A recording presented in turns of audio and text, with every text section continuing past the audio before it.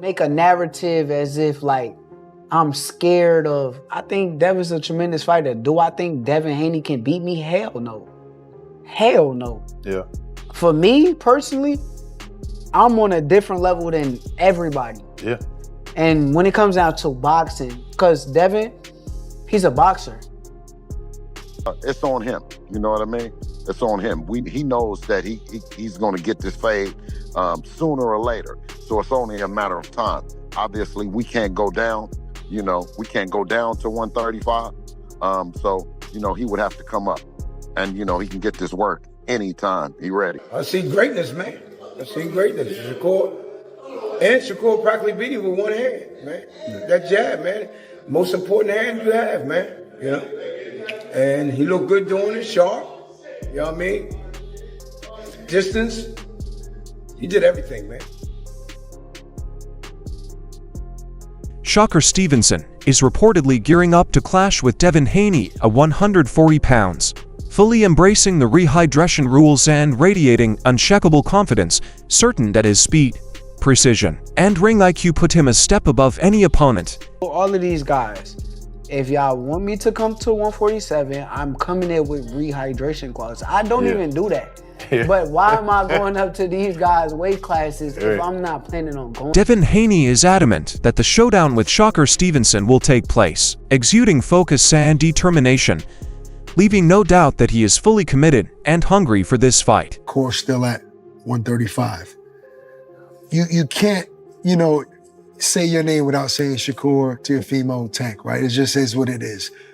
Is that fight going to ever happen? Would it ever happen against you and Shakur? 100%, yeah. I think so. I think it. You think Shakur will grow into whatever weight you're in? I mean, we're all of us is close to the same size. You know, we're all growing together. We're all like, you know, getting bigger. Well, so, and it's only so many guys, like y'all said, it's only so many guys that we could make big money and people want to see the fights. Which even though I know that they making new guys, it's guys like Kermel, Abdullah, all these guys want to come up too. So eventually they gonna be there too. But yeah, no, I think that a fight with Shakur is very much possible. We try to make it happen. Shakur Stevenson maintains he has no fear of Devin Haney, though he warns that Devin's camp could spin a narrative suggesting he's dodging the matchup, despite his confidence and readiness to face him head-on. Devin Haney. Okay. Devin Haney's probably, to me, that's, yeah, I don't think it's hit its point yet, but I think in the next year or two, it'll hit a point where it's like, the world is gonna demand, you know what I'm saying? I can see the trajectory feels like it could meet like that. I would love this fight. But look, you gotta watch what you say with like, and this is not even Devin's fault, because Devin is very respectful of my game and I'm respectful of his game. He's a good fighter. But his fans will clip and twist and turn things into something that is not. So I try to be real careful on what I say. True. This is guy Jay on Twitter. He a big Haney fan. He be always clipping and changing stuff, Jay. Yeah, they gonna make a narrative as if like I'm scared of. I think Devin's a tremendous fighter. Do I think Devin Haney can beat me? Hell no. Shakur Stevenson exudes supreme confidence, insisting he's operating on a different tier where no opponent can best him, and making it clear that Devin Haney simply lacks the power to stop him. Like he's a fucking stone cold killer who's just gonna go in there and try to knock me the fuck out. Yeah. He's gonna try to outbox me. I'm the greatest boxer. How do you... So that's how I feel about the fight. Yeah. But it all gotta make sense from a business standpoint. I don't like getting up here and negotiating against myself. And, for sure. But for me, I'm willing to make the fight. But do you see it as it being that could, you know, like we always said, the Four Kings, even though you wasn't a part of it, the whole plot is like at the end of the road, there's gonna be two guys left standing, and that's the big fight. Do you see that as that's potentially what that could be? I'm a bad motherfucker. Devin Haney is laser-focused on proving his elite status, chasing matchups with top-tier fighters like Shakur Stevenson to cement his legacy. And if those battles can materialize, he's ready to make the move up to 140 pounds without hesitation. Fights are not possible. Would you be more inclined just to move up to 140? Yeah, if I can't get those fights next, or it doesn't make sense for it to be next, I'll probably go to 140, test it out, see how I feel at the weight at 140, and then when the time is right, then I'll defend my belt at 135. We'll just see though. I got to go back and talk with the team and see what makes the most sense. That's really all. Bill Haney makes it clear they won't be dropping weight or waiting around any fighter who wants this matchup will have to meet them at 140 pounds. He didn't become undisputed yet. They didn't mention the franchise belt, which directly impacted Devin's career early on, right? And it seemed like, I was saying this on my live earlier, you tell me what you think about this, but it seems to me like there's a lot of people that have tried to block y'all ambition, right? Between you signed to the wrong company, Loma not taking the Devin fight, Tio not taking the Devin fight, Rolly saying he just don't want to fight Devin. Do you see that? Like, how do you see that? As far as like, people know you're ambitious, they know you want to be unified, they know you want to be undisputed. So they put all these obstacles up and they make it hard for you to achieve what you're trying to achieve. Absolutely. I think it's been historic in the way that they've done. He emphasizes that the fight is ready to happen whenever the challenger steps up and is prepared. So we must keep our composure and our patience and understand that it's part of the process when you're that good. You know what I mean? We can't say it any other way. They're running out of narratives. You know what I'm saying? And, it's what the people want to see. We don't never say, okay, well, this guy has done something wrong or he did bad business. So, we'll never do it. Obviously, when we go through negotiations and we spend time in there, whether it's put something together for Richard Hitchinson, for him to come back later and to say, I want that fight. Well, when we were trying to make the fight, we couldn't. You didn't want to negotiate. You went somewhere else. When we were negotiating with Shakur Stevenson, instead of him negotiating with us, he said that he's going to go somewhere. Tim Bradley believes Shakur Stevenson has the talent to reach heights even beyond Terence Crawford's legendary career. While Crawford is unquestionably boxing icon, a 5-division champion whose accomplishments are extraordinary, Bradley sees in Shakur the same rare skill and potential to soar even higher. He stresses this isn't about replicating Crawford's multiple undisputed titles or moving through weight classes, but about the opportunities that were limited for Crawford due to the politics of his era. Bradley notes that if influential figures like Turkey Lashik had been around, bridging gaps between promoters, high-profile matchups against stars like Keith Thurman, Danny Garcia, Errol Spence, and Yordenis Ugas could have come sooner, elevating Crawford's legacy even further, and Shakur could capitalize on those opportunities today. I feel like Shakur, just like Crawford was with me, Shakur has the ability to pass Terence Crawford. Listen up. Now, not in the stance of becoming 3-time undisputed and, going up to, that many weight classes. Not from that standpoint. He already has 4 weight classes. Crawford is a 5-weight division champion. But in a sense of having the opportunities that Crawford didn't have. Crawford would have been even bigger than what he is if the politics didn't play into the sport at the time. And now that, you have guys like Turkey Lashik that are able to bridge that gap between promoters and, make these big fights. With that perspective, Shakur Stevenson is stepping into an era where elite fighters from 130 to 135 pounds are within reach, giving him the chance to consistently take on top-tier competition. Potential matchups include names like Devin Haney, Lamont Roach, O'Shaquie Foster, Gary Russell Jr., Dalton Smith, Brian Garcia, and more. Bradley stresses that Shakur not only has the talent to compete with these opponents, but also the ability to beat them, paving the way to cement his legacy and possibly surpass Crawford in both impact and accomplishments. Turkey was around when Crawford was on his climb. When Crawford couldn't get those big fights with like Thurman and Danny Garcia and Ugas, and, he got it later with Sean Porter, but it was later.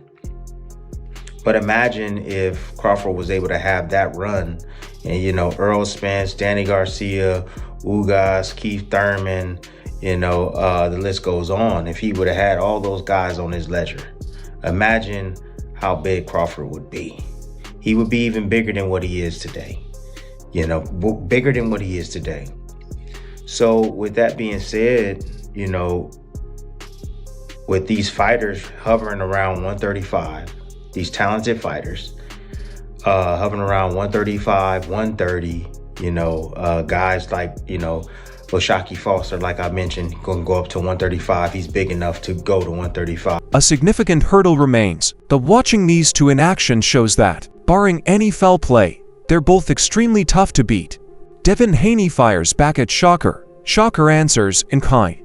And this rapid exchange showcases the intensity and skill of elite-level fighters. Early discussions even floated a for Kings 2.0 lineup with Haney, Ryan Garcia, Teofimo Lopez, and Gervonta Davis, echoing the legendary era of Marvin Hagler, Tommy Hearns, Sugar Ray Leonard, and Roberto Duran. Haney going to concede to that? I doubt it. So there's a major obstacle in the way. But nonetheless, as you watch these two fighters fight, you can clearly see, outside of cheating, they're more than likely not going to lose, right? With that said, Devin Haney immediately responds to Shakur. Shakur responds to Devin, right? Again, we had the initial four kings. It was Devin, Ryan, Tio, and Tank Davis, right? It was supposed to be the Four Kings 2.0, from the Marvin Hagler, Tommy Hearns, Sugar Ray Leonard, Roberto Duran. And interestingly, Wilfred Benitez, often forgotten in discussions of that era, managed to defeat Roberto Duran, who struggled against several of the original Four Kings, beating Sugar Ray Leonard only once, getting brutally knocked out by Hearns, outclassed by Hagler, and bested by Benitez. Despite these feats, Benitez remained in the shadows. A similar dynamic exists today. Fighters like Devin Haney, Ryan Garcia, Gervonta Davis, and Teofimo Lopez have often drawn more attention than Shakur Stevenson. Yet Stevenson is steadily emerging, especially after his dominant performance over Teofimo Lopez. Meanwhile, Gervonta Tank Davis's legal troubles and hesitation to take fights underscored the shifting landscape of modern boxing, creating both challenges and opportunities for rising stars like Stevenson. We had that four-king era, but nobody mentions Wilfred Benitez. And the fact remains is Wilfred Benitez beat Roberto Duran as well. And Roberto Duran is 1-4 against those guys. He beat Sugar Ray Leonard the first time. Outside of that, Roberto Duran, he lost to he quit against Sugar Ray Leonard. He got knocked out brutally by Tommy Hearns. He got outboxed by Marvin Hagler and outclassed by Wilfred Benitez. Right? But he's overshadowing Wilfred Benitez. And I felt like these guys, Devin Haney, Ryan Garcia, Tank, and Tio, overshadowed Shakur Stevenson. And now Shakur Stevenson has shined the light by dominating Teofimo Lopez. Bernie Thawboxer breaks down the Shakur Stevenson versus Devin Haney matchup by spotlighting the impressive legacies of both fighters. Stevenson has already claimed titles across four weight divisions, is a two-time lineal champion, and a two-time Ring Magazine belt holder. He also secured unified honors at 130 pounds, defeating elite opponents like Teofimo Lopez, who consistently shows up on the biggest stages. To the fight, Conor Ben comes into the ring, they talk, have some words, but Shakur Stevenson said, I want to put that same rehydration clause you put on Chris Eubank. Tell me, what did you get out of that moment in the ring? Well, I heard on the press conference where I think it was his manager said that, that was a clown move, but I think Shakur invited that, I don't even know if I would have said all that about Conor being right then, but I think he really wants that fight. He really wants the money for the fight. He been saying that. And now he came through victorious. I think he really wants that money for that fight. He wants the money for the Devin Haney, meanwhile, boasts titles in 3 weight divisions and once held undisputed status. Bernie stresses that if Shakur Stevenson wants to face Haney, he should step up without delay. Taking on Haney in his prime would leave no room for doubt and guarantee full recognition for a historic victory. Both fighters are undeniably elite, but conquering Haney at his peak would elevate Stevenson's legacy even further, showcasing his skill, resolve, and championship-level talent as one of the defining fighters of his generation. He fights accomplishments, because now Shakur is a 4-weight world champion. Devin is a 3-weight world champion. Devin was undisputed, but now Shakur is a 2-time lineal champion. So he's a 2-time Ring Magazine winner. 2-time unified champion. If you want to add the ring, as far as with the WBO, he was unified at 130. So he's a 2-time unified champion, 2-time lineal champion. Beat a guy like Teofimo Lopez, who rises to the occasion. Had a close fight with George Kambosos. You can make a claim that he was fighting out of frustration or out of emotion. And that was it. He was in his prime too. Josh Taylor seemed to be drained at 140. Not taken away from Devin, but he was already moving up to 47, they were saying. Lomachenko was a little older and small. Shakur Stevenson recently showcased a masterclass against Teofimo Lopez, with Busayanis highlighting just how extraordinary the performance was, especially given that Shakur fought almost single-handedly. His jab, the cornerstone of boxing, was razor-sharp, controlling distance with precision, while every movement was calculated and deadly effective. Lopez, despite his experience and athleticism, looked amateurish against Stevenson's technical brilliance. Critics who questioned Shakur's resume were silenced, as he executed flawlessly, proving that Lopez's struggles weren't a failure on Shakur's part, but a testament to just how dominant and skilled Stevenson truly is. I see greatness, man. I see greatness. Shakur practically beat him with one hand, man. That jab, man. Most important hand you have, man. And he looked good doing it, sharp. You know what I mean? Distance. He did everything, man. He did everything right, man. A lot of people thought it would be a tough fight because Teo's athletic, Teo was experienced, he's fought on a high level. And, they were critical of Shakur. He ain't fought nobody and this and that. Yeah. He made Teo look like everybody else. Made him look like an amateur. He looked like an amateur. Yes. Now, technically, what did you see? Right? Where did Teo go wrong in that fight? Where he went wrong? Yeah. Fighting Shakur. That's where he went wrong. Fighting Shakur. I knew he just running his mouth. He just was talking, man. I knew that from the beginning, even the time when he talked. Even with a slightly injured left hand, Shakur Stevenson controlled a fight from start to finish, relying heavily on his jab and only sparingly using his compromised hand. Buzzy points out that a stoppage was well within reach, yet Shakur navigated the bout intelligently, balancing aggression with strategy. The performance highlighted not just his technical skill, but his ring IQ, composure, and mental toughness. Fans in Philly and beyond witnessed a true masterclass, as Stevenson dominated despite adversity, proving that greatness isn't about perfect conditions, it's about skill, heart, and relentless focus. Yeah, Shakur knows you could have got stoppage too, but Shakur hurt his left hand. His left hand was hurt. If you notice, he was using that jab a lot. Yeah, jab and then the hook. And he threw the left hand every now and then. Because I was screaming out. Everybody said they heard me in Philly. Yo, we could hear you on the TV. Yo. Yeah. That's my young buck. You know what I mean? And I was telling him, throw that straight left hand. Then I noticed when he did throw it, he wasn't throwing it real hard. You know what I mean? You know what I mean? But he looked spectacular, man. You know what I mean? You can't ask for nothing more, man.